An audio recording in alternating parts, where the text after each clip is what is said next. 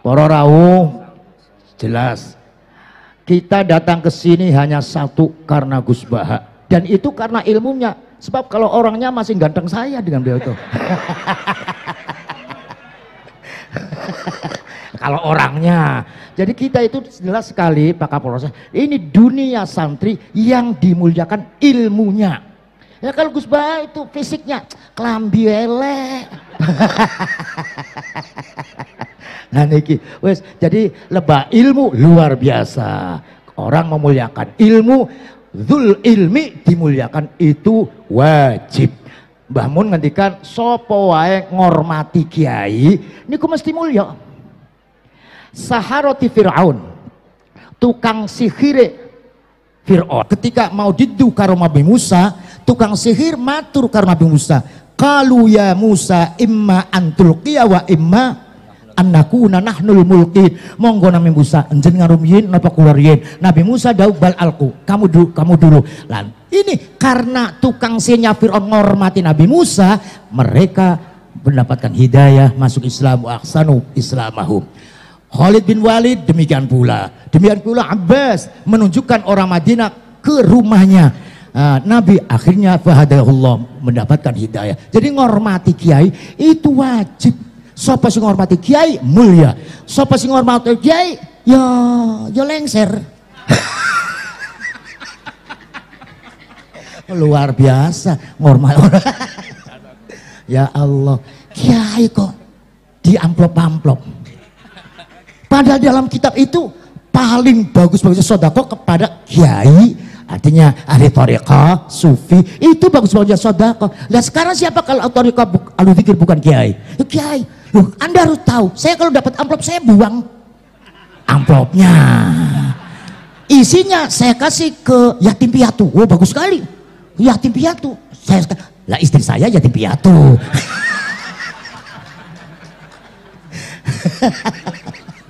Kesuwen, monggo sarang-sarang kita menyerap ilmu Gus Baha. Pokoknya Gus entekno ilmu sing anyar-anyar, sing lawas-lawas isi akeh YouTube. Turun niki Gus Baha, santri kesayangannya Mbah Maimun, secara nasab masih tepung karo Mbah Said Gedongan, saking Mbah Mutamakin, saking Kiai Said Kudus niku dadi siji karo Gus Baha. Cuma tua saya itu. Jadi menang tua orang menang ilmu, orang menang tua kudu hormat Gus, tua soalnya. Kula ngormati sampean li ajli ilmik wala jenengan hormat kula li ajli sinni. Mekaten mawon, matur nuwun rawe Gus, matur nuwun sangat. Gus Baha sudah mengatakan saya mau uzlah, tidak akan. Saya jawab uzlah apa azal. Gus harus ke Kempek, yo dulur, yo pondok alumni sarangnya kalah beliau gitu. Alhamdulillah, dan ini bukan yang terakhir. Matur nuwun, jazakumullah, matur Pak Kapolres, matur nuwun. Wassalamualaikum warahmatullahi wabarakatuh.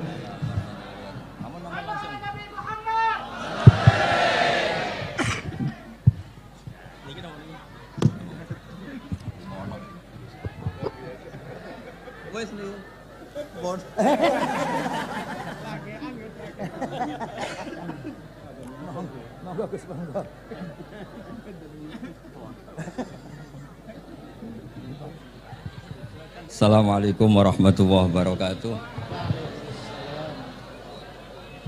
Bismillahirrahmanirrahim. Nahmaduka ya ghafuru ya syakuru. Shalli wa sallim barik ala sayyidina Maulana Muhammad wa ala alihi wa sahbihi asma'in. Nama ba'du. Teng ngerso para keluarga besar Kiai Haji Akil Sirot, wabil khusus teng wau niki pernah paman kalian kula. Terus gada otoritas meksa. Tapi itu saya keren ning bihan malah pernambah lho. Nggih pernambah nggih putrine guru kula niku dimanfaatno beliau. Kayak gitu. Nggih sedanten para habaib wonten Mas Arif Kapolres sedanten ingkang kula hormati. Niki paling kula ngisi nampung 20 menit niku mun top niku mun. Terus katanya niku ahlul ilmi dihormati tapi nyatane dipeksa. Terus Atau memang banyak paradok ya. Paradok dalam ilmu usul fikih. Ilmu usul fikih itu ilmu yang menjadikan orang itu bisa berpikir. Gitu. Kalau tak cerita tentang pertama tentang Ki Agil sing al-ma'ruf bi ahli nahwi. Nahwu riyen di era dulu itu dadekno tiyang dadi wali. Sampai disebut hatta nahat qulubuhum li nahwihi famin azimi sya'nihi lam tahwihi. Terus orang-orang baik niku ketika usul teng pangeran nyebut Allah la ilaha illallah mboten saged. Sagete namung nyebut dhamir sya'an niku hu. Akhirnya kathah toreko sing ha hu niku gara-gara ahli nahwu niku. Nah, disebut fa'uribat makna dhamiris sya'ni. Jadi ngelafatkan la ilaha illallah tidak bisa tapi hu bisa. Mergi ke Jawa ini tukang ngakali, terus hukum ini diakali. Sakjane teke hadis ini mangkana akhiru kalamihi la ilaha illallah dakhalal jannah. Tapi ada kekhawatiran pas la ilaha mati. Lan la ilaha mati ra radi kaya ateis. Ora ono pangeran maujud mati. Sampean kan gak iso janjian mbek Israel. Kan mboten saged weanan, mboten saged kong kali kong. Nah, daripada la ilaha niku resiko karena takut mati pas la ilaha dereng illallah. Terus Ki Jawa mulai nalkin ngangge Allah. Tapi Allah sarasan itu tidak mewakili la ilaha illallah. Akhirnya diambil dhamir sya'an fa'alam annahu la ilaha illallah. Niku asal usulnya. Cuma kebetulan thariqah kita tidak jalur itu, tidak jalur yang lewat dhamir napa sya'an. Tapi sementing tadi dawuh Kiai Mustafa, sementing kita tahu secara ilmu. Terus nomor kali cerita uzlah wow. Kalau memang benar-benar uzlah. Terus kalau nu diundang acara-acara publik kemarin di Habib Jindan gitu, hanya di palako ilmiah. Kemarin terakhir beliau ngerayu ini jari marrotan wahidah. Ini saya pegang. Dan itu dicatat di Loh Mahfud. Dan ciri utama kiai itu tidak membatalkan perjanjian. Jenengan jauh marrotan wahidah Mas nih. Ben gelem. Terus ngeten kula cerita sithik tentang ilmu yang sering kula utarakan. Di antara kitab yang dipakai guru-guru kita sing dilanggengi Mbah Mun Maus ini kitab Ihya. Kula dari sekian cerita Ihya yang paling kula kenang niku bahwa ternyata Allah itu andaikan boleh dibahasakan niku cara berpikir tuh dalam bahasa tafsir disebut tanazul niku wong ben kaya orang kebanyakan. Saya ulang lagi supaya orang tuh kayak orang nopo kebanyakan. Ada dua ahli neraka yang dipanggil, yang satu ditakoi cung ning neraka piye rasane syarru makan mboten enak Gusti. Terus mbek pangeran diken balik ya wis kono cung mlayu balik nang neraka. Niku tiange lari kencang sekencang-kencangnya. Semangate sumeneng ape kon balik ning neraka. Ditakoki mbek pangeran, "Lho cung kon mara neraka kok seneng?" Kula nu pun kapok Gusti, kula nu nyesal ketika di dunia nak jenengan utus niku lelat-lelet. Niki kula tobat dengan bukti dikan jenengan teng neraka kula mlayu. Lho pangeran akhirnya haru wong kok semangate mlebu neraka kaya ngono. Mergo diperintah pangeran. Nggih, dados niki ijazah jenengan akan mlebu neraka jenengan sing semangat nggih. Karena zaman ning donya sering diperintah Allah mboten napa? Semangat. Nah niku kemungkinannya dibarno, kemungkinannya dipanggil. Lah yang itu terus dipanggil oleh Allah. Ya wis kaya wong apik, tak kongkon nurut tenan, semangat tenan, terus diken mlebu swarga. Nah niki ijazah pertama nggih. Dinaken mlebu neraka sing napa? Semangat. Sing kedua niku dipanggil niku plengakan lelat-lelet. Kados kula diutus Gus Mus niki nelpon kula mboten purun akhirnya ning Bika jare matur Gus Subak turuti ya aku diamuk Bika jare Bapak. Dados niki melibatkan sekian pihak untuk memaksa saya datang ke mriki. Aduh repot wong sawang kempek niku. Repot nyen repot. Mungkin di sepuro ngoten. Yang kedua niku diken mlebu neraka malih ku lelat-lelet ndelok pangeran mboten semangat. Ditakoki mbek pangeran, "Kenapa kamu tidak semangat?" "Saya itu tidak pernah ngira jenengan yang baik sudah masukkan saya ke surga, kemudian jenengan nyuruh lagi saya ke neraka. Saya tidak pernah mengira engkau itu seperti itu. Terus Allah nggih, anak indadzoni abdibi. Ya serapopo, swarga ya swarga. Ini dua ijazah untuk sampean supaya bisa masuk nopo? Swarga. Terus kita tidak pernah tahu nopo Gustofa ngundang kula nyeneng wong akeh ganjaran, nopo maksa wong alim dosa, bener ngerti kula carane. Karena dalam ilmu usul fikih, kembali ke usul fikih, kula nu gak ada khazanah kathah tentang debate pangeran kalian nabi ini. Kathah, mboten satu dua contoh di beberapa kitab tafsir. Suatu saat kula sering cerita niki, suatu saat Khalilur Rahman Ibrahim itu kedatangan Israel. Kamu mau apa? Mau matikan jenengan? Kata Nabi Ibrahim, harro'aital khalil yumitu khalilah. Mosok aku kekasih pangeran dipateni, mosok orang yang dicintai membunuh yang dicintai, orang yang mencintai seseorang kemudian membunuh yang dicintai. Tidak ada itu. Akhirnya Israel matur teng pangeran. Cara politiknya ngeten, wau sing cara lagi seneng ngendikan politik. Wani kiai lengser jare beliau. Ono. Nah kula niku ahli tauhid wis pancen kodok kodare ngoten mawon, mboten berpikir ruwet-ruwet. Terus Israel kan mboten biasa logika, kayak kan malaikat itu SOP kan, mboten biasa logika. Akhirnya matur tu pangeran, kata Ibrahim, masa kekasih bunuh yang dikasih, masa yang mencintai bunuh yang dicintai. Tapi Ibrahim baru sadar ngadepi pangeran gitu, lebih pinter. Terus kan ketika Allah fakullahu, katakan ke Ibrahim, harlo aital khalil yakrohu ayal ko khalilah. Mosok jari seneng aku kok ketemu aku rawani, jari seneng kok rawani ketemu. Lah niki sampean anggapin mati, monggo ngangge ilmu sing niki. Wong jari seneng pangeran kok rawani ketemu pangeran. Jeneng, nak seneng seneng ketemu. Ibrahim seneng terus akhir. Yo mati saiki ora apa-apa mati saiki. Terus kedua, niki cerita karena ini pondok ilmu, orang harus biasa pakai logika usul fikih. Politik juga gitu. Nak kiai politik rawan kena syubhat. Tapi nak wong soleh ra oleh politik, kue ridho dipimpin wong fasik-fasik kabeh. Ya, mboten ngerti, mboten bener di pokoknya ngoten. Yes, itu memang logika usul napa? Fikih. Logika usul napa? Fikih. Ketika Nabi Adam badai didamel niku materinya saking bumi. Pertama sing diutus Jibril ambekan qabdotan minal ardi, segenggam bumi, saya mau bikin Adam, materinya dari bumi. Setelah datang ke bumi mau ngambil ista'adzat billah, maksudnya ista'adzat billah, a'udzu billahi minka, saya berlindung Allah dari kamu, antasinani. Kalau ngarepe Gustofa dari ahli nahwu, terus kula niki tak goleki tenan pancen syanahu mun mutaaddi bi nafsi. Mungkin dibuli ku antusinani kok panjang nanti cerita. Saya tidak ingin bagian dari saya diambil, kok aku bolong. Iku cara bumi itu sudah masalah. Terus akhirnya Jibril kembali, ya Allah, dia berlindung kepada engkau maka saya lindungi. Allah membenarkan Jibril, Mikail juga sama. Tapi ketika Israel, ini Israel itu masalah memang. Ketika disuruh ngambil bumi, buminya ista'adzat billah, tetap diambil.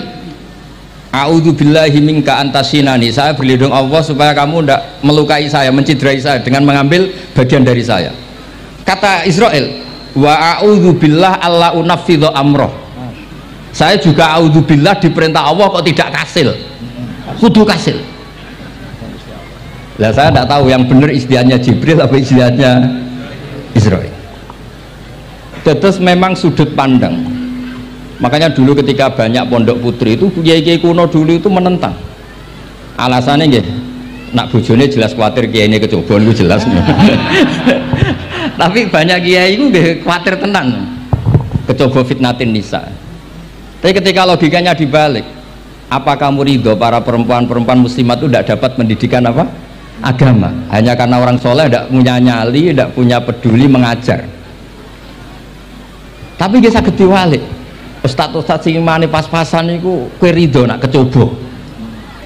Sampean milih mana? Ridho kecoba apa ridho bodoh? Nah, logika-logika usul fikih ini yang kemudian dipakai Wali Songo.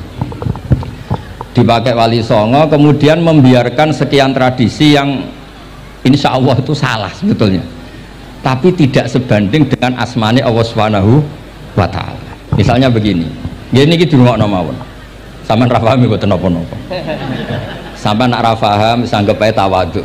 Sepantese wong awam yo ora paham, nak paham dadi kiai. Terus biasa mawon, sampeyan nak ra paham aja tersiksa. Umpamane jenengan mboten kiai kok kon paham. Nah sampean pinter kados kula mestine ora ngrungokno, semangate hasud. Dados rivalitas mergo. Nah cara Mbah Mun nak cerita ngoten, dhisik ke zaman bodho iku angger kiai mbok cucuk. Bareng padha kiai niku koyok saingan. Niku pun sunatullah, ndak bisa dihindari, niku pun sunatullah. Terus kembali lagi ke logika usul fikih niku dipakai oleh Wali Songo. Ngeten ada cerita ini rungok nonton. Itu sudah saya cek di beberapa riwayat termasuk di Musnad Imam Ahmad. Ada orang, ini bukti teorinya Wali Songo itu benar. Wonten tiyangu gadah kesalahan. Niku dokumen kesalahan niku madul basor sepanjang mata melihat. Wes ngoten jumlahnya 99 bok. Kayak apa banyaknya? Per bok madul basor sepanjang mata nopo melihat. Ketika dia ditanya Allah itu kalau tanya demokratis. Adzulamat kakatabati, jangan-jangan malaikat saya sentimen, kalau kamu jelek ditulis, kalau baik enggak Gusti. Afalaka udhurun, jangan-jangan kamu saat salah itu punya alasan, enggak Gusti, ya memang salah. Tapi kata Allah, sudah kamu tenang saja, kamu punya ini. Itu hanya satu box, ya kira-kira kayak tempat jam tangan ini. Enggak, kamu punya ini, cukup ini. Terus malaikat tanya, ya Allah, apa artinya, apa ngefek itu kalau ditimbang dengan kejelekan sebanyak itu dengan satu box jam. Orang ini juga bilang, Gusti sudah ada usah ditimbang, nggak ngefek, itu pasti kalah. Tapi setelah ditimbang menang yang satu box kecil tadi, karena di situ adalah la ilaha illallah Muhammadur Rasulullah. Jadi malaikat diancam sama Allah, kamu berani tidak mempertimbangkan nama saya? Apapun banyaknya box itu dosa itu tidak saya. Kalau ini la ilaha illallah itu nama saya. Kamu berani tidak mempertimbangkan nama saya? Ya tidak berani Gusti, ya harus dimenangkan. Nah itu semalahnya kok pengajian ini ya ono istilatur rijal wan nisa, tapi baru kayak ngaji di sepuro. Ya aja muni halal, tapi ya aja muni terus gak ono faedahe. Di sepuro insyaallah. Karena kalau nuruti harus steril halal itu kayaknya tidak bisa. Terus di situ ditutup fala yaskulu ma'asmillahi ta'ala syai'un. Dibanding asmane Allah Ta'ala sesuatu itu tidak ada nilainya, pasti menang Allah Ta'ala. Sehingga banyak ulama ngendikan kowe nak berdosa bersalah mojo iki. Dan kalau Anda dosa misalnya catatannya satu box terus di bawah ada astagfirullah, malaikat ditanya sama Allah, kamu berani tidak mempertimbangkan nama saya disebut di situ? Enggak berani. Nah saya ini ribuan orang yang ngundang, saya berani mengabaikan. Bareng ono wong ngaku mbah ya mbah tenan wae. Ya terus ngoten, kowe wani gak mempertimbangkan Gustofa sing mantune Mbah Maimun. Ya. Semoga cara pandang malaikat nanti seperti itu. Tapi nanti kalau malaikat cara pandang, mbah kok tukang makso putu. Itu mbah model opo. Nah saya ini sudah ngalah satu kali. Berikutnya logika kedua yang insya Allah terbangun di kalangan malaikat, yaitu mbah ora oleh maksa napa butuh. Ning dinggon mbah yang baik putune dolanan di barno. Ini ora putu lagi asik-asik dolanan. Rene kon nyapu. Nah, itu udah jenis mbah yang baik. Lantas kula suwun lah ngaji usul fikih yang serius, karena itu menjadikan kita bermartabat. Kulo niku sering lepas jenazah tangga-tangga kulo nggih penggene delok TV, nak bengi nggih ngelamun, ngayal sugih, kadang yo ngapalo tikus sing liwat dhuwure saking ora ana penggawean. Tapi kulo nang lepas jenazah ini orang baik. Sampai bojone protes, "Apik opo lho Gus, angger bengi ku mau ngelamun ngitung tikus liwat, ngitung apa?" Terus kulo matur, ngitunge aja ngono, ngitunge tarokal ma'asiyah. Wong ning omah itu artinya tidak dugem, tidak nglakoni maksiat.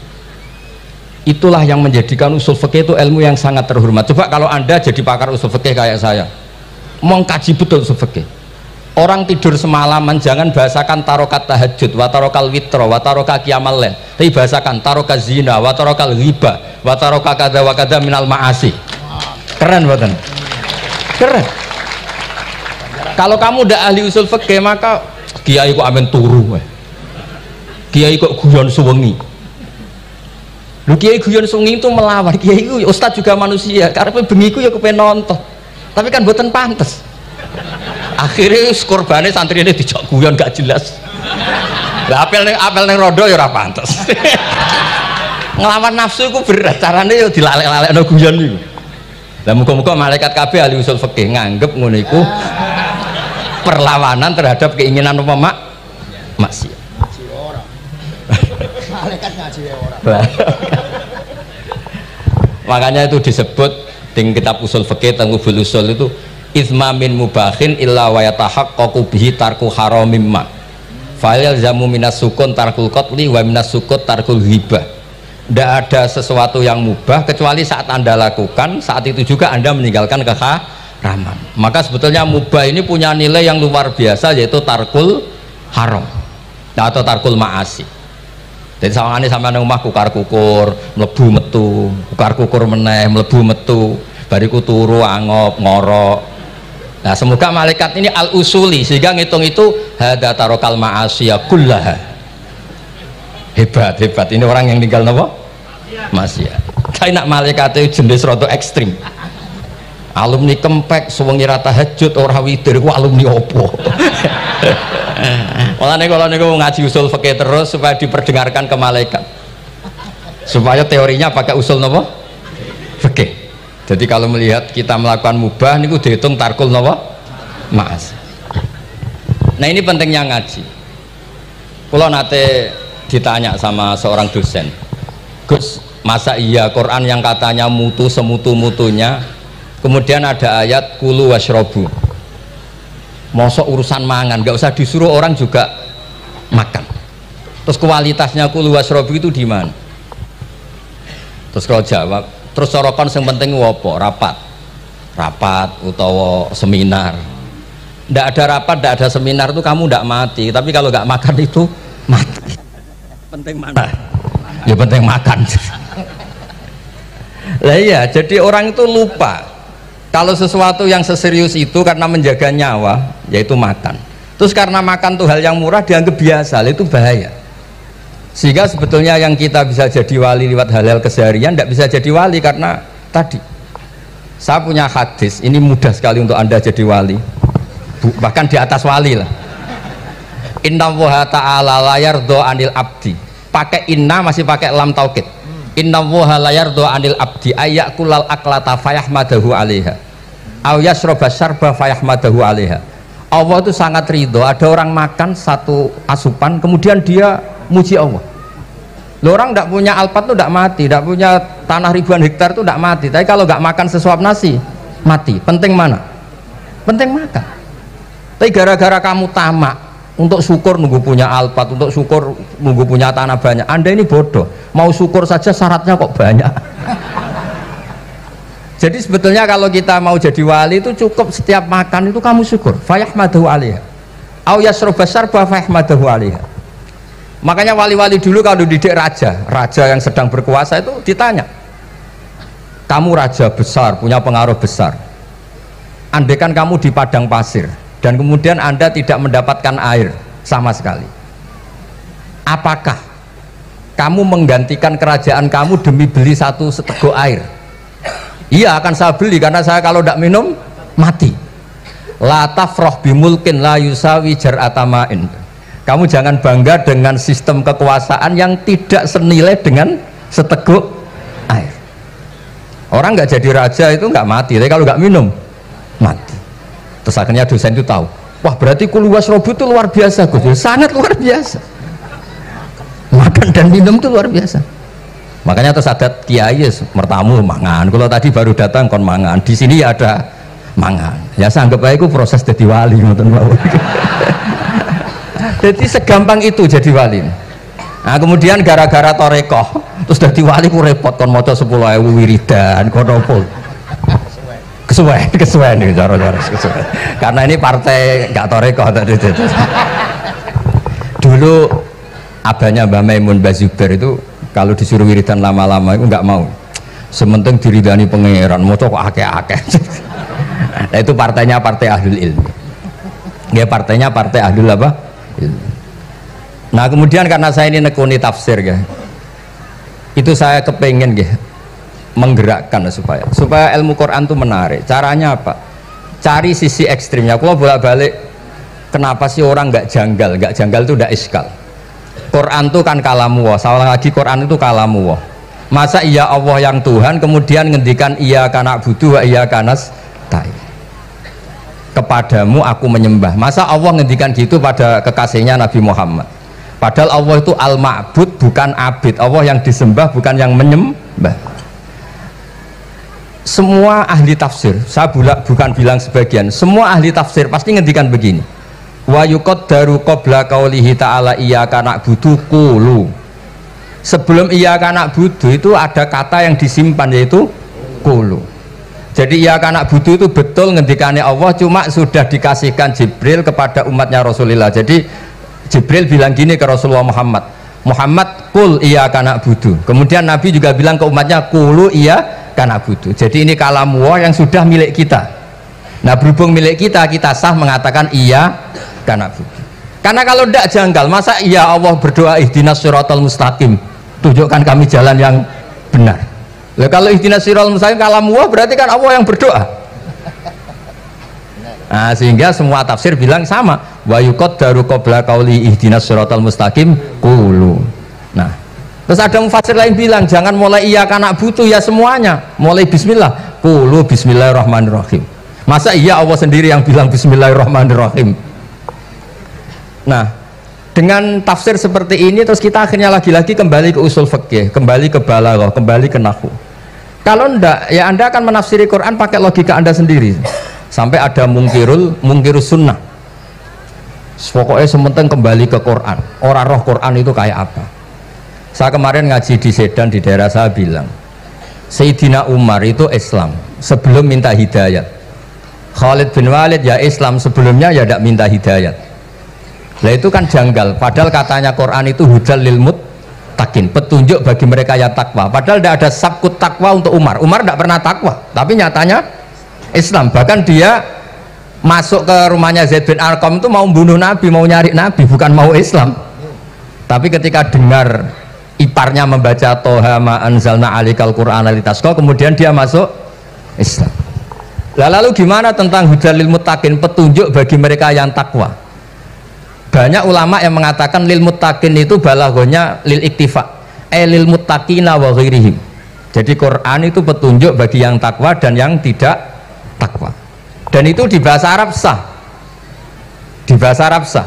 Misalnya gini ya, kalau sampean punya ponakan dolan, cong-cong nang mangan. Ya maksudnya ya mangan mbek ngombe, mangan tok seretan mati kan. Itu kan satu paket. Sarobila taqikumul harra wal barda. Pakaian yang melindungi dari panas, di situ nggak disebut wal barda, tapi artinya juga wal barda.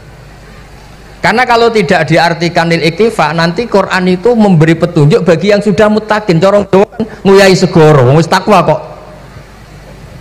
Nah ini kita butuh ahli tafsir yang al usuli, karena itu yang menjadikan Quran punya kualitas lagi. Seolah lagi punya kualitas lagi. Kalau ndak, Quran tuh kayak biasa-biasa saja, kayak tadi kulu wasrobu kayak dan seterusnya dan seterusnya. Jadi kalau suwun barokahnya hormat sama orang alim kados Ki Akil, Ki Siras dan keluarga mriki. Orang menghidupkan logika ilmu lagi. Jadi kalau seneng lah nak dalam Gusmus ahli ilmu boten krono niat fakir boten. Biar sampean ngerti lah kalau ngadepi ahlul ilmi itu pun boten level.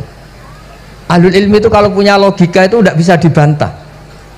Saya beri contoh sekian contoh yang nyata yang diajarkan Rasulullah SAW. Nabi itu pernah mau dipermalukan orang karena Nabi ngendikan la adwa wala tiarata, tidak ada penyakit menular. Terus ada orang iseng kok onta yang kena kudisen itu dijejerkan yang waras ikut kena kudisen. Terus orang ini tanya, ya Rasulullah ini tadi sehat tapi kena onta yang kudisen ikut kudisen. Nabi tanya lagi, faman a'dal awal, yang kudisen pertama ketularan siapa? Wah itu dari Allah ya, maksud saya seperti itu. Jadi ada terus orang-orang kafir itu cara berpikir aja alal alihata ilaha wahida inna hadza lasyai'un ujab. Muhammad ya tentu mereka masih jangkar. Muhammad problem kita ini banyak. Kalau Tuhannya satu tidak cukup. Ada problem kredit macet, ada problem macam-macam kan, utang piutang macam-macam. Kalau Tuhannya satu tidak cukup. Kita butuh Tuhan banyak karena problem kita banyak. Lalu Nabi mengajarkan mereka apa logika yang dibangun. Kalau kamu jadi buruh, kemudian majikan kamu banyak, semuanya merintahkan kamu bingung nggak? Ya bingung. Tuhan kamu itu majikan kamu, kalau banyak-banyak perintah semua kamu yang bingung. Ya sudah mat, Tuhannya satu saja. Itu disebut darabawa masalah rojulan fihi syuraka umutasakisuna wa rojulan salamal lirrojul.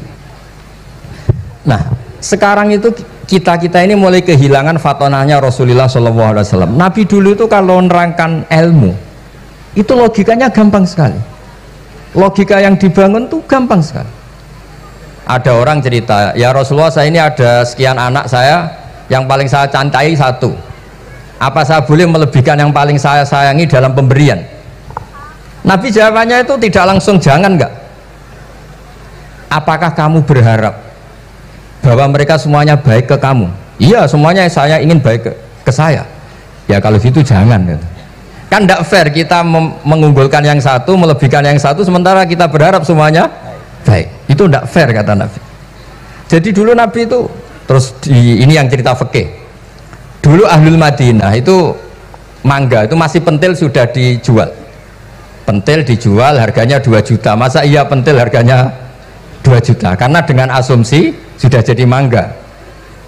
Tapi ketika Nabi datang di Madinah dan penduduk Madinah itu abkhosna sikailan, orang paling buruk dalam timbangan dalam jual beli, Nabi cara ngendikan itu unik. Ara'aitum lau anna waha yamna'us samra fabima yastakhillu ahadukum mala akhi. Kalau pentil ini ternyata kena angin terus kemudian tidak jadi buah, lalu kamu nerima uang 2 juta itu atas nama apa? Atas nama beli pelem, nyatanya belum jadi mangga. Mosok kalau pentil seharga 2 juta. Semenjak itu terus Ahlul Madinah sadar kalau jual buah itu nunggu ba'da buduwi solahiyah, setelah samroh ini berbentuk. Tapi Nabi tetap ngendikannya pakai logika. Nah sekarang banyak kiai yang sidik-sidik neraka. Sebenarnya Nabi itu ngajari logika. Ada pemuda dia itu hipersek, mau masuk Islam tapi tetap boleh bebas. Saya ini ingin Islam tapi jangan larang seks bebas. Wah itu sahabat semuanya melarang ketemu Nabi karena ini ngawur betul, masa pamit Islam kok. Tapi setelah gaduh Nabi tanya kenapa gaduh. Ada pemuda mau masuk Islam tapi yasta'izinu fi zina, dia minta izin supaya tetap boleh zina. Kata Nabi suruh saya ke sini. Setelah datang di depan Rasulullah, logika yang dibangun Nabi itu luar biasa. Atuhibbuhu li bintik, kamu suka punya anak putri kemudian jadi demenannya orang laki-laki hidung belang? Ya enggak, saya bunuh orang itu. Andaikan itu ke ibu kamu, saya bunuh orang itu. Atuhibbuhu li bintik, atuhibbuhu li ummik, atuhibbuhu li ukhtik, atuhibbuhu li kholatik. Kamu suka punya anak putri yang jadi demenannya orang? Ya tidak suka ya Rasulullah. Kamu suka kalau punya ibu didemeni orang banyak? Ya tidak suka Nabi. Sampai otaknya itu yastakbihu zina, sehingga otaknya itu wah zina itu buruk betul. Akhirnya ya Rasulullah sudah saya mau masuk Islam tanpa zina-zina. Karena logika yang dibangun Nabi itu luar biasa. Nabi pertama mengingatkan atuhibbuhu li bintik, atuhibbuhu li ummik, atuhibbuhu li ukhtik, atuhibbuhu li kholatik. Sampai dia ini nggak bisa apa-apa. Sudah Nabi sudah. Jadi logika ini yang harus kita waris. Lagi-lagi kembali yang bisa waris itu ahlul ilm. Sama itu kan kayak diskusinya Nabi Yahya dan Nabi Isa. Nabi Yahya itu suka berkawan orang-orang soleh. Setiap berkunjung di mana itu nyari yang orang-orang soleh. Ditanya kenapa kamu berkawan orang soleh? Ya berkawan orang soleh itu asik. Tapi kalau Nabi Isa enggak. Kalau ada desa-desa yang masih hitam, masih merah itu dikunjungi kemudian dibina. Ditanya sama Nabi Yahya, lima anda tanzilu ala syirarin nas, kok kamu kumpul orang-orang yang kayak gitu? Jawabnya beliau, innama ana tabibun udawil mardo. Di mana-mana Nabi itu ya dokter, di mana-mana dokter menyembuhkan yang sakit. Jadi dulu logika kebalikan itu dibangun, sehingga dulu ulama khilaf itu ikhtilaful a'immah apa? Rahmah. Masyhur itu. Saya sering cerita dan itu ada di kitab Khilyatul Auliya. Nabi Yahya itu lebih ceria. Nabi Isa itu agak sering cemburut. Atau kebalikannya, pokoknya yang satu tuh mali aro ka'abisan ka'annaka taqnatu min rahmatillah. Kamu kok sering cemburut, seakan-akan rahmat Allah itu terbatas. Wong kok ora iso syukur. Yang satu gojlok mali aro ka dohikan ka'annaka ta'manu min makrillah. Kowe kok guya-guyu, kok is bebas kon neraka wae gitu. Nah, sehingga ya itu tadi sudut pandang. Makanya saya sering cerita dulu kalau Said Abdul Al-Haddad itu tanya, "Cung kowe ngaji sopo?" "Ngaji si A." "Kiaimu tahu nangis?" "Ndak." "Ojo ngaji, kiaimu ati atos, kiai kok ora iso nangis." Tapi kalau Abdul Hasan Asadili kebalikan, "Cung kowe ngaji sopo?" "Ngaji si A." "Kiaimu tahu guyu nak ngaji?" "Mboten nate." "Ora usah ngaji wong ora iso syukur." Jadi nah itu yang akhirnya menjadi keseimbangan khaufau wa tama. Ada khauf, ada apa? Roja. Sehingga karena sudut pandang itu nggak bisa dihilangkan, sawalangnya nggak bisa dihilangkan. Ini yang sering diceritakan Ki Said, kakaknya ini. Dulu Muhammad bin Hasan Asy-Syaibani, Imam Syafi'i itu lama sekali beliau jadi ulama top yang suka fikir, dianggap fikir itu aman, ngeringankan hisab. Nggak jenengan fikir yang dihisab malaikat apanya kan? Kan nggak bisa ngisab jenengan, apa saja tidak punya. Punyanya problem. Nah, setelah ngaji sama Imam Malik, Imam Syafi'i tanya, yang ilmunya setingkat jenengan siapa? Kata Imam Malik, sebetulnya Abu Hanifah, tapi orangnya sudah meninggal, tapi ada muridnya namanya Muhammad bin Hasan Asy-Syaibani. Kamu ke sana dari Madinah ke Irak, dulu tempatnya di Baghdad. Setelah di Irak, Muhammad bin Hasan Asy-Syaibani itu kalau ngitung uang tuh di meja, emasnya tuh banyak, uangnya banyak, dia hitung di meja, malah kaget. Saya ini gedeng kiai, kedunyan ini ketemu kiai, kedunyan. Ya karena Muhammad bin Hasan Asy-Syaibani itu wali, kamu tanya, kamu heran ya ada kiai kaya? Iya. Ya sudah, kekayaan ini kasihkan orang fasik, biar dipakai demenan, dipakai mabuk, dipakai ini. Terus, ya jangan, kalau kena orang fasik bahaya, jenengan saja. Semenjak itu Imam Syafi'i mulai rodok seneng duit. Jadi ada ceritanya, kok diangen-angen, nah terus keterusan umatnya kayak gini-gini tuh. Jadi ini cerita nopo istihad, apa cerita nopo istihad. Sama pangkat juga sama. Gue seneng nak wong soleh-soleh tidak ikut ngurus negara ini, mau dikemanakan negara ini. Tapi ada yang berpikir gue seneng nak wong soleh terkontaminasi. Ya sudah monggo, sing wis ra payu jabat nggih berpikir zuhud. Sing payu ya berpikir politik. Sing penting semuanya itu berdasar ilmu. Yang penting itu semuanya berdasar apa? Ilmu. Karena ilmu ini basis yang paling diridani Allah Subhanahu wa taala. Masyhur itu di Ihya sering diceritakan Imam Ghazali, "Ana alim uhibbu kulla alim." Kata Allah, saya ini alim dan sangat mencintai orang alim. Karena orang alim ini yang tahu perspektif. Orang yang enggak, yang ngiranya, saya ulang lagi, yang ngiranya itu enggak ilmiah. Di depan orang alim itu sangat-sangat apa? Ilmiah. Yaitu tadi misalnya ada ayat wa min ayatihi manamukum billaili wan nahar. Masa iya tidur yang ngorok semua turunnya secara jelas kok jadi wamin ayati. Tanyakan ahli medis, sistem tubuh kita kalau nggak tidur tuh kayak apa rusaknya. Dan toat pas-pasan ini satu-satunya solusi ya turu. Bengi ngempet kepen delok dangdut, delok dugem, bareng turu jebule esuk wis bar, alhamdulillah. Cara melek iman kamu seberapa? Tarikan-tarikan maksiat posisi kamu terjaga bisa kalah kan? Tapi kalau tidur sukses kan tarkul maksinya. Nah karena tidur itu sukses menghilangkan maksiat disebut wa min ayatihi manamukum billaili wan nahar. Sampai Imam Ghazali ngendikan di makalah itu, sehingga nanti ibadahnya umat ini di akhir zaman an-naumu, ibadah terbaiknya itu tidur. Jadi mulane maksud kula ngeten lho. Sampeyan anut jalur wong alim dia turu ya ibadah, tengok-tengok ya ibadah, jagongan nggih ibadah, gojol-gojolkan ambek kanca nggih napa? Ibadah. Karena ini semuanya kul bi fadlillah bi rahmati fa bidzalika napa? Falyafrah. Tapi kalau kamu tidak punya basis ilmu, adanya suudzon. Kiai kok jagongan guyon sewengi kiai opo? Kiai kok turu sewengi ku kiai. Karena basisnya ada ilmu. Padahal jelas ketika Rasulullah bikin urutan kebaikan, pertama Nabi ngendikan kamu menolong orang. Jika tidak bisa, terakhir Nabi ngendikan takufu syarraka anin nas fa innaha shadaqatun minka ala nafsi. Tadi beliau juga cerita di nasihat Imam Mun, idza lam tuhsin fala tusi. Kalau tidak bisa berbuat baik, setidaknya kamu tidak berbuat jelek sama orang lain. Dan potongan ini paling gampang apa? Tidur kan? Wis sampean nak turu wis ra zina, ra maling, ra ngrasani wong wis ora tusi. Nah, dengan konstruksi usul fikih seperti itu kamu tahu kualitas ayat wa min ayatihi manamukum billaili wan nahar. Ya sama, ternyata makan itu yang menjaga nyawa, ternyata makan itu yang menjadikan syukur. Kalau kamu nggak percaya puasa, sama nak poso gedang goreng mewah, gedang goreng itu mewah, air satu teguk itu mewah. Makanya kalau lama dulu ada santri kepengen mangan enak, ya saya ingin mangan enak gini-gini, caranya gimana? Itu rumusnya ada sate, ada mie ayam. Idamuhu alju, kalau kamu ingin enak lauknya itu lapar. Ya kalau puasa itu semuanya kan enak. Nah itu lagi-lagi basisnya itu ilmu. Nah sekarang banyak orang yang sudah tidak peduli dengan ilmu, kayak ijazah dilakoni kan. Jadi kayak wiridan la ilaha illallah itu sebetulnya harus dibarengi dengan ilmu. Ini yang terakhir supaya nggak lama-lama. La ilaha illallah itu basisnya ilmu. Surga yang begitu mewah itu dibikin juga bagi yang melafadzkan la ilaha illallah.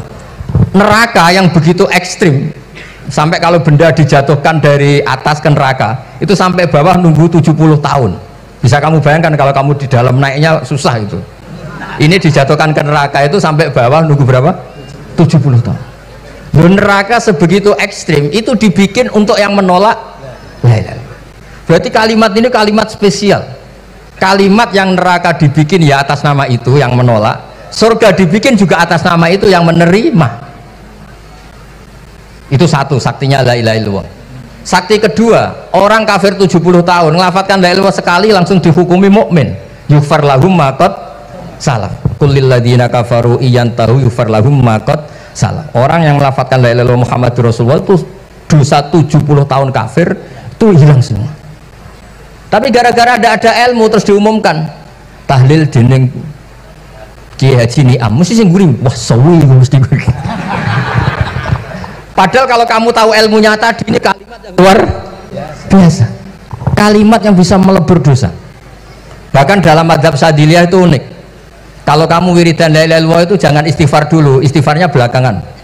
Alasannya Abdul Hasan As-Sadili itu fa'lam annahu la ilaha illallah wastaghfir li dzambik li hadhil kalimah. Orang kafir 70 tahun dia istighfar 100 kali enggak akan dimaafkan Allah, tapi ngelafatkan la ilaha illallah langsung dimaafkan. Jadi orang bisa dimaafkan tuh barokahnya la ilaha illallah.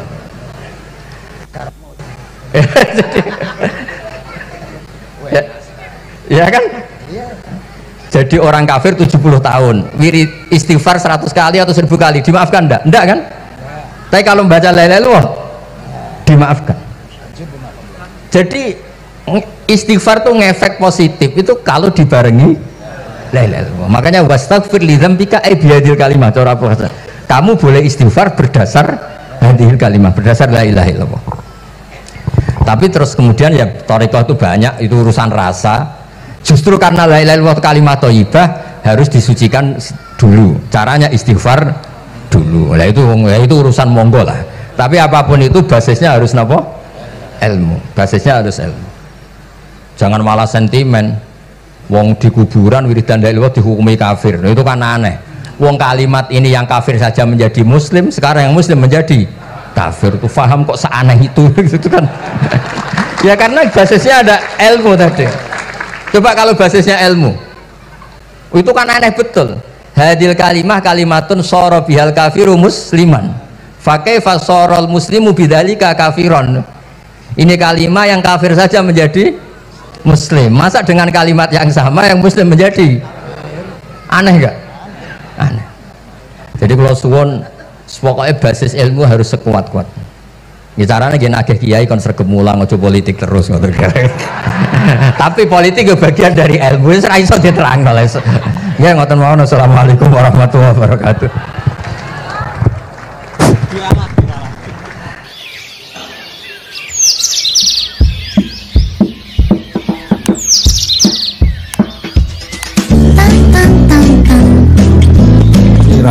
Cuma mereka yang tanya itu biyen belajar piye kok iso alim kaya ngono, ya kan? Nah, terangkan Gus, terangkan.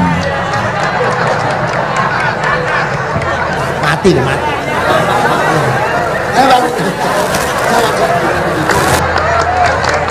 Setuju kan? Setuju?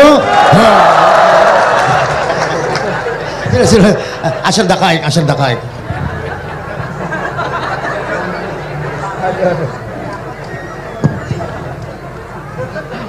Andai kan pertanyaan itu ke Mbah Mun, mungkin jawabnya gurune sopo.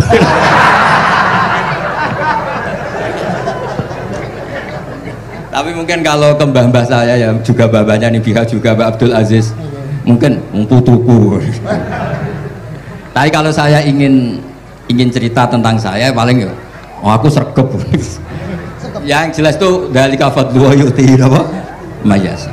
Tapi gini, kalau ini menghormati bahasa saya ini, kalau ijazah begini, dulu Mbak Mun tuh sering cerita juga bahasa hal. Kena kepengen ngalim, ku sinau sedurunge ngaji. Ya, misalnya kamu ngaji takrib atau ngaji wahab sama Mbah Mun, kamu baca dulu sebelum ngaji. Nah, setelah dibaca, misalnya kamu baca rofa, kok Mbah Mun baca jer, kamu baca jer, Mbah Mun baca rofa, berarti goblok tulen. Karena semua teori Anda kok salah. Ya, misalnya Mbah Mun baca wadakaro sopa al-musonifu, kamu baca wadakaro musonif. Berarti kan goblok banget itu. Ya kan ada cerita gitu, ada orang tuh nggak tahu betul Gus maknanya lam tardiman itu apa. Lam tardiman dicari di kamus tuh udah ada, ternyata itu di head lam tarodaman. Dia baca satu lam tardiman, dicari di kamus sampai hidup mati lagi ya nggak ada. Nah, jadi kamu baca dulu, misalnya di bab head lam taro naringali sopo mar'ah daman ing geteh. Ternyata ngaji Mbah Mun paginya jadi baca lam taro daman. Jadi kalau kamu malamnya baca lam tardiman loh kok. Jadi itu kata Dewi Mbah Mun, mergo sorokan kabeh santriku sorak mungkin. Carane ngecek kebenaran Anda juga mau sik. Nanti kalau kemiripannya 50% ya separuh alim. Kalau 70% ya serontok alim. Tapi nanti kalau kemiripannya sampai 100% dan berkali-kali, ya berarti kan sudah luar biasa. Jadi yang ngaji sama Ki Mustafa, Ki Niam, saya mohon santri-santri itu belajar dulu, biar bisa ngecek nanti guru saya baca kayak apa. Waduh salah ya Gus. Kenapa lah? Waduh salah.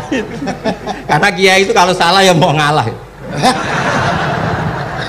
Ini ceritanya Mbah Mun betul. Ada kiai nggak tahu apa kakean mergawe kakean politik nggak tahu. Wal babi lan walang. Terus ada santri, kalau gak ada makna kok lawang. Ya walang sini lawang tuh. Mau ngalah. Terus watini lan wit alu. Gurune maca alu.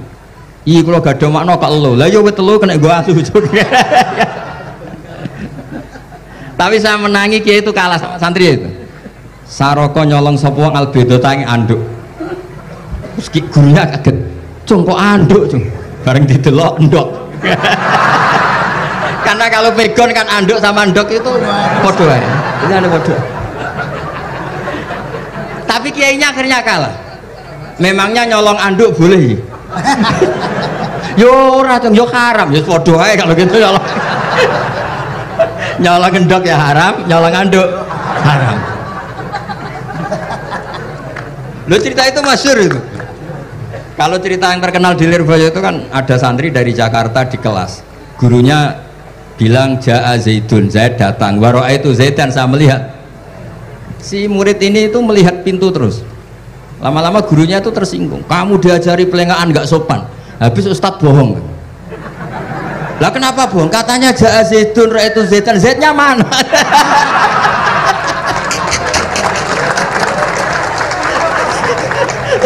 Dia gak ngerti.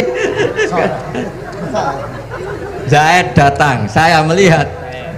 Mana orangnya kok dibahas-bahas terus itu. Ya, jadi yang serius tadi, kalau sampean ingin nguji kualitas Anda, Makanya saya dulu itu pede baca kitab di depan Mbah Mun karena ya ngecek. Dan dulu itu Gus Zofur, Gus Kamil sebelum ngaji ya itu mesti sinau sama saya. Nanti ketika Mbah Mun baca tadi kalau kemiripannya kita 90% ya bagus. Syukur-syukur sampai 100. Dan itu terulang sampai Wahab Hatam, Jamul Jami' Hatam. Sehingga kita tahu. Jadi kalau diskusi kita kok salah ya tahu, kalau benar ya tahu. Kalau tahqiq ya tahu. Biasanya kalau tahqiq itu Mbah Mun karena takut nyalahkan kiai-kiai Jawa, kalau baca 2 kali, misalnya begini. Yasmalu, kadang diwaca Yasmilu ya apa-apa nggih Jawa wae gitu. Karena kalau kita memaksakan sampai benar seperti di kamus, kayaknya kalau kiai Jawa itu berat sekali.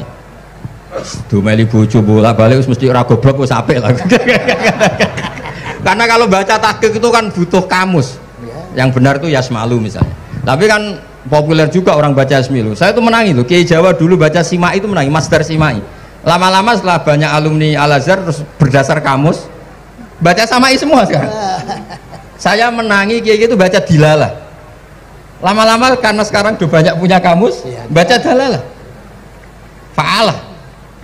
Jadi kiai itu juga kadang-kadang keteror muridnya. Makanya Syekh Zakaria Al-Ansori itu pernah ditanya, kenapa engkau begitu alim alama sampai dilakopi Syekhul Islam? Kata beliau itu lucu jawabannya, karena saya ini orang yang sial. Saya dulu punya guru namanya Ibnu Hajar Al-Asqalani dan punya murid namanya Ibnu Hajar Al-Haytami. Kata beliau, dukik tu bena hajaro ini. Saya ini digebek 2 batu. Kalau mau ngaji takut saya minta ampun karena disuruh baca sama Ibnu Hajar Al-Asqalani.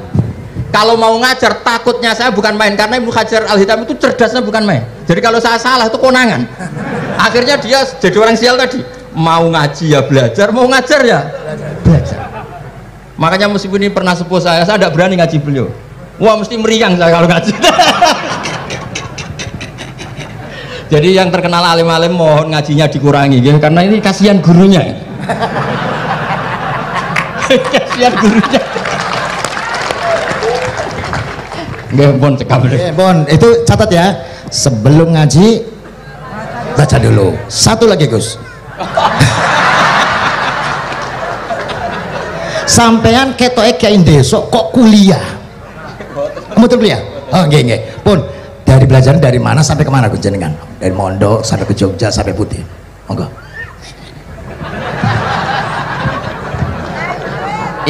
Ini karena sesuai kontrak, nggak boleh nyulayani janji sekali aja sekali tak tekno Gus. Jadi sebetulnya kalau di ilmu, saya kan sering ketemu ahli geologi, ahli sosiologi. Sebetulnya di ilmu kita, saya kan lama di Jogja dan itu yang saya pakai juga ilmu zaman di pesantren. Misalnya sosiologi itu kan ada mukadimahnya Ibnu Khaldun. Itu kan teorinya luar biasa. Misalnya begini, kenapa Rasulullah itu harus dari suku Quraisy, suku yang sangat terhormat di Mekah? Itu secara teori sosiologi loh, bukan teori nubuah. Kata Ibnu Khaldun, Nabi itu mesti final dari kaum itu aneh. Saya ulang lagi, Nabi itu final dari kaum pasti aneh. Nah masa aneh-aneh ini ditoleransi oleh umatnya karena beliau dari suku yang terhormat. Coba kalau dia dari suku, beliau dari suku yang hina, pasti pas aneh-aneh langsung diadili. Ya kalau di NU lah, ndak Gus Dur kok bikin aneh-aneh di NU kan langsung tuntas. Tapi berhubung Gus Dur cucu Mbah Hasyim, orang itu mentoleransi, bahkan mengira jangan-jangan teori beliau lebih baik ketimbang kita. Nah makanya terus kata Ibnu Khaldun, ma ba'atsawu nabiyan illa fi mana'atin min qaumin, tidak ada nabi diutus kecuali dari kaum terbaik supaya masa-masa transisi ini nggak ada perlawanan. Nah itu namanya sosiologi. Sehingga beliau ngendikan, ini versi tarikh bukan versi Ibnu Khaldun saja. Ketika sahabat disuruh hijrah karena disakiti orang kafir Quraisy, lah engkau sendiri ya Rasulullah, saya ini orang Quraisy, nggak akan ngalami yang seperti Anda alami. Nah itu namanya sosiologi. Begitu juga matematika. Saya sering ketemu pakar matematika dari UI, dari UGM. Misalnya bilang zakat kan 2,5% misalnya zakat tijar. Saya bilang kalau ngitung itu porogapit, padahal kita zaman sekolah porogapit itu pantangan. Tapi saya bilang saya punya matematika lebih cepat. Apa itu Pak Ba? Kalau manggil saya Pak Ba. Kalau di kitab disebut rubu'ul usur apa? Jadi bertahap. Misalnya 1 juta, usurnya akan 100.000. Setelah 100.000 rubuknya 25.000. Itu kita tidak usah pakai catatan bisa. Nah itu matematika Arab. Makanya orang Arab tuh nggak bisa nulis tapi matematikanya cepat karena bertahap. Misalnya 1 miliar ya cari aja usurnya 100 juta. Berarti rubuhnya 25 juta. Berarti 2/5 2,5 nya 1 miliar itu 25 juta. Tapi kalau orang Arab bilang itu rubul usur. Diusurkan dulu baru dirubuk. Misalnya 6. 2/3 6 berapa? Orang Arab bilang sulusan. 6 sulusnya 2. Sulus 2 kali berarti 4. Sama misalnya zakat zuro. Zakat zuro itu kan al usyur sama nisful usyur. Berarti misalnya kalau tidak disirami ya, tidak biaya, zakatnya itu 10%, berarti per 100 10. Nah sekarang kalau 10 ini kan berarti 1/10. Lah nanti kalau disirami pakai biaya namanya nisul usyur, berarti 5. Jadi orang Arab itu nggak mau langsung bilang 5 karena kalau 100 dibagi 5 itu apa jadi 5 itu mikirnya panjang. Jadi diusurkan dulu terus nanti dibilangkan nisful usyur. Nah, jadi ilmu khazanah kita ini sudah luar biasa. Nah, itu makanya terus orang Arab kalau ngitung matematika itu tidak usah tulisan, tidak usah porogabit karena bertahap tadi. Jadi misalnya 2,5 bahasannya apa? Rubu'ul usyur. 1 miliar usurnya berapa? 100. Rubuhnya berapa? 25. Nah ini semoga buatan ngingkari janji. Wassalamualaikum warahmatullahi wabarakatuh. Matur. Sebetulnya masih ada satu lagi, cuma ampun. Beliau adalah sangat hafal dengan nu'util masyayikh. Itu sebutan. Kenapa Imam Ghazali itu Syekhul Islam, Hujjatul Islam. Kenapa Imam Anu Syekhul Islam. Kenapa Imam Anu, sahabat Anu kok ada Saifullah, ada Asadullah. Itu biar ahli sekali. Karena ini belum tuntas, jadi ya berikutnya insya Allah. Tamen dongakakan ya Allah, moga-moga Gus Bah gelem kono dongan. Jajal dongane Gus Bah karo dongan sampean mandi kira-kira. Matur nuwun Gus, matur Sayyid, matur nuwun, sangat matur nuwun, sangat masya Allah. Niki jelas Gus Bah itu enteng, cepet atau diterimanya ku menapa jenenge keterangannya cepat dan sebagainya cepat. Oh, enggak ada kayak yang jelimet. Tak kira apalagi saya mendengar dianya saja nggak paham. Nah itu. Nah, demikian matur nuwun, sampean kudu matur nuwun sangat wong sing lagi uzlah ora gelem. Luar biasa kita hanya selanjutnya ngaten mawon Gus. Kula sak sedulur sak santri-santri nek pas jenengan donga pas uzlah njaluk ditungakne ngoten mawon. Nggih, ngoten mawon pun nggih. Sapa sing Allahumma sholli ala